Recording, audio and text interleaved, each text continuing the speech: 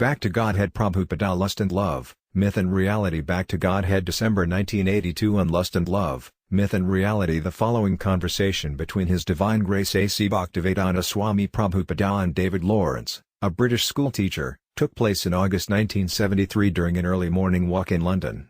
David Lawrence, in the Srimad Bhagavatam there seems to be a great deal of demonology, if you like.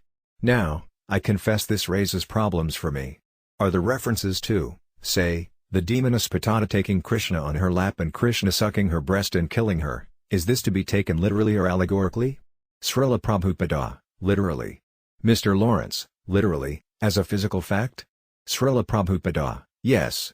Of course, in the Bhagavatam there are some figurative stories, similar to Aesop's fables. These are for instruction. Mr. Lawrence, what about the reference to Krishna and the unmarried gopis, cowherd girls? You say in your books that he treated them like dolls, yet they were well pleased with him. What is the main point of that passage? Srila Prabhupada, when the Bhagavatam says Krishna treated the gopis like dolls, that means the gopis dance just according to his desire. Mr. Lawrence, is that to be taken literally, or is there some symbolic meaning? Srila Prabhupada, no, literally. The gopis are so devoted to Krishna that whatever Krishna desires, they do. Mr. Lawrence, I must confess, these activities of Krishna's are quite beyond my comprehension. Srila Prabhupada, yes, they are very difficult for ordinary people to understand. That is why this portion of Krishna's life is depicted in the 10th canto of Srimad Bhagavatam. 9 cantos are devoted to understanding Krishna's supreme position. Then Krishna's intimate lila, pastimes, are described in the 10th canto. But if one tries to read the life and pastimes of Krishna without understanding that he is the Supreme Personality of Godhead, one will be misled. Therefore the Bhagavatam begins by explaining the Supreme Lord as the original source of the creation, Janmadhyasya Yada. The Bhagavatam doesn't abruptly introduce Krishna's pastimes with the gopis. In the spiritual world Krishna has unlimited varieties of activities.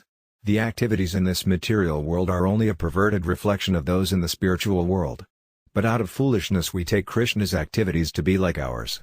Krishna loved the gopis. The gopis were young girls, and Krishna was a young boy, and he loved them. But here the so-called love between a young boy and girl is lust. Therefore it is condemned. But in the love between Krishna and the gopis there is not a trace of lust. Here lust is going on in the name of love. And because it is not love, it doesn't continue very long, it breaks. But in the history of the spiritual world, you don't find that the love between the gopis and Krishna broke at any time. That is the difference between lust and love. Mr. Lawrence, in the West, 1 in 3 marriages is destined to break up. That's what they say now, 1 in 3. Srila Prabhupada, just see. And they are trying to drag their lusty ideas into Krishna's pastimes. Generally, rascals claim that Krishna's pastimes with the gopis support their own lusty activities. Krishna acts lustily, so I can also. This is a gross misunderstanding. People who think like this do not take into account that here in the material world so-called love is lust, and it breaks. But in the love between Krishna and the gopis, there is no breaking, only increase. So how can they compare their lusty affairs to Krishna's loving affairs with the gopis? Mr. Lawrence, I must admit that I've read far enough in your books to see that they really can't. Srila Prabhupada, when you give an analogy, there must be many points of similarity. So where are the points of similarity between Krishna's pastimes and the lusty affairs of this material world? These rascals are so dull-headed that they don't even have a logical argument. They are comparing the lusty affairs of this material world to the affairs of Krishna and the gopis. But where is the similarity? Mr. Lawrence, there's never any mention at all of lust or animal desire, is there? Srila Prabhupada, no. For example, the Bhagavatam describes everything about Krishna's dancing with the gopis, their kissing, their embracing, and so on. But there is no mention of contraceptives. And the gopis never became pregnant. So how can we compare Krishna's loving affairs with the gopis to the lusty affairs of this material world? Mr. Lawrence, it can't be done. Another question, I was reading a book, one not put out by the Krishna consciousness movement, about Lord Chaitanya, and it said that the manifestations of Krishna consciousness he showed during kirtana, chanting, and so on were manifestations of madness.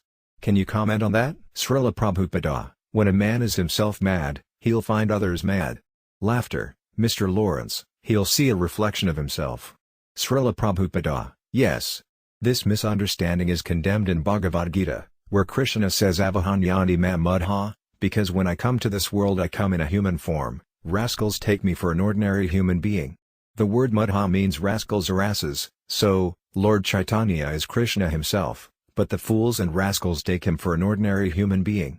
Mr. Lawrence, they're just talking from within their own experience. They can't imagine what happens when God presents himself as a man. Srila Prabhupada, when they hear that Krishna lifted Govardhana hill, they think, this is mythology. But if Krishna is actually God, is it very difficult for him to lift a mountain? He's floating so many heavy planets in the sky. So if Krishna can make so many planets weightless, is it very difficult for him to make Govardhana hill weightless? These things are very easy for devotees to understand, but non-devotees cannot understand them. Therefore in the Bhagavad Gita Krishna clearly says, Bhakti mam abhijanati, only through devotional service can one understand me. So if you want to understand Krishna and Krishna's pastimes in truth, you must take to the process of devotional service.